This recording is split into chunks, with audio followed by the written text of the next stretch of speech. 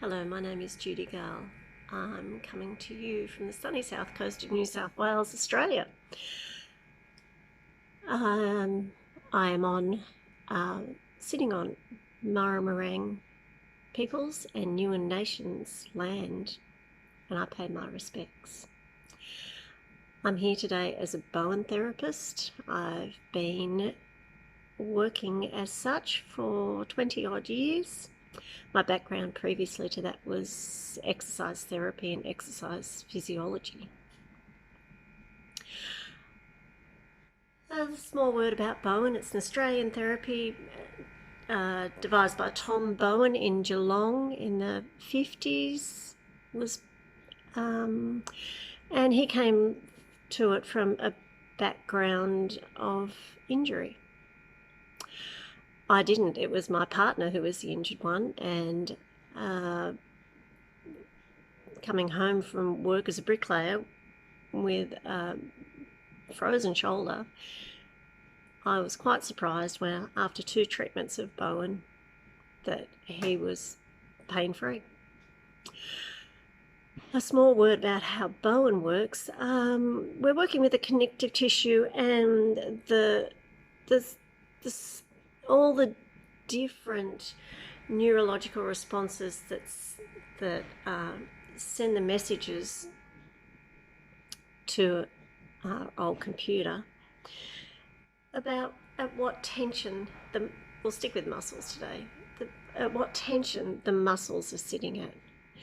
So here we have the architectural blueprint of what tension. So say if I'm rolling over a muscle of the wrist, message goes 24/7, more than we can imagine how often these signals are getting transmitted to the brain, and the brain sending the message back to correct or to check that that's muscle is sitting at the correct temp.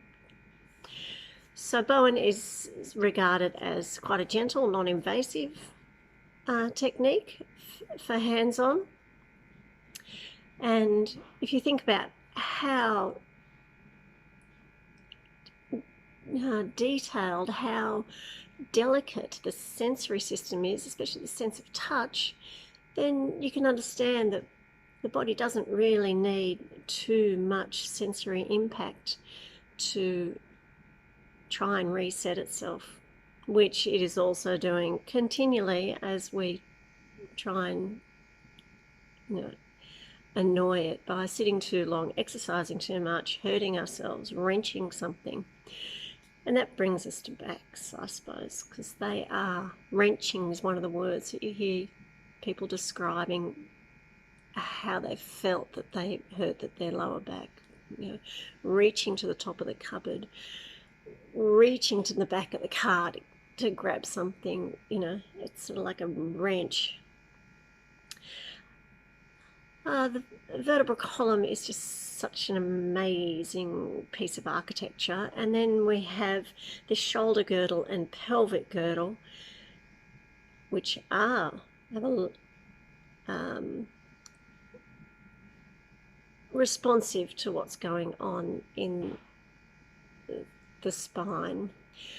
So the first tip I'd say for managing a sore back, and this comes probably from my yoga asana background a little bit more, is to actually put a little micro bend in the knees all your time. Okay, just to allow that pelvis to tilt back slightly, drop the sitting bones, and use these big lower limbs for movement. Okay. Another thing is balancing on 2 feet, using both your feet, and that's also giving the old computer once again and your whole body the idea that it wants to be balanced. So getting out of bed, place 2 feet on the ground, and again use the lower limbs to draw you upwards. Getting out of a car, that's quite a tricky one, but rather than reaching one leg out to the side and the other side of your pelvis having to follow, try and, even with the little creepy steps, get your hips around to face the door and then lift yourself out of the car. A few things like that, but even just standing there talking to people, just think about, are your feet evenly balanced? And a lot of the time, I even found people that have to drive to my clinic and may have to drive a fair distance. But one of the things I recommend is having a little cushion or a rolled up towel. Hang on, getting my cushion, and just scrunching it up and placing it in different parts of the body during the trip. So it might be under the knee, it might be under one buttock, change it around to the other buttock. But it's about allowing those muscles to sit at different lengths during that car travel, rather than just, and the same thing applies if you're sitting at a desk with, working on your computer, reading, relaxing, the whole thing. Just aim to keep a little bit of movement in the limbs so that the pelvic girdle and hence the vertebra and the shoulder girdle are all getting a tiny little bit of change, in a little bit of movement, in the sense that they're changing the position that they're sitting at. You're using lengthening and contracting different muscles at different times. Preventing a bad back is a pretty strong point. I go back to balancing on 2 feet. Just make sure that remind this limbic system, that you want to align yourself. You're trying to balance the body the whole time. That's my name of my business, is Balance Back, because that's what I think the body is trying to do continually. So there's that little bit of mindfulness. It's a bit of a key word these days, but mindful. If you are reaching for something, set yourself up, reach to the back of the cupboard, or get some props, some aids to do that. A little set of stairs, chair, careful with chairs. But a lot of those things, it's that mindful movement. Like a lot of people say, I just, twisted to pick something up, and there's your clue. You twisted and picked up. Like, set your feet up, pick them up. I hear it so much from, and myself now being a grandmother with little ones, but I just picked them up. Some kids don't want to be picked up, and they can be quite a heavy handful. I'm like Bowen because we actually deal with the coccyx, the end of the vertebral column at the tailbone is a common term for it.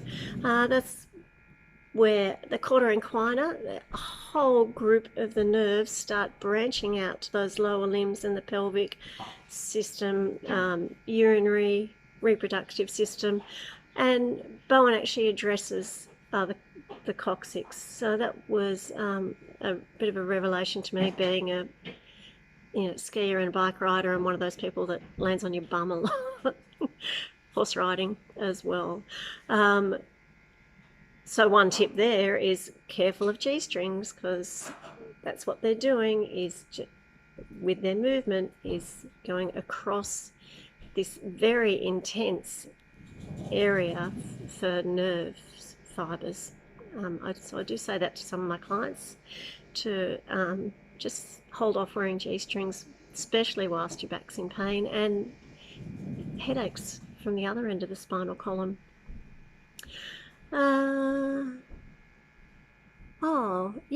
But with the bend in the knees, another thing to do is actually lean your shoulder girdle back a tiny bit. Especially try it going up hills or upstairs or something or other. Instead of like that, walking into the wind, roll the shoulders back, get them back over the pelvic girdle, and feel that lower pelvic, base of your tummy muscles start doing some work, which is going to help that lower back. And also with the bent knees, that you're actually lengthening that lower back, softening that, and again the tummy muscles have to do a little bit of work. That's a bit of a wrap up for Bowen and backs. I'd like to thank Soul Advisor for this opportunity to represent Bowen therapists, and look them up. Okay. Hope you're going well. Thank you.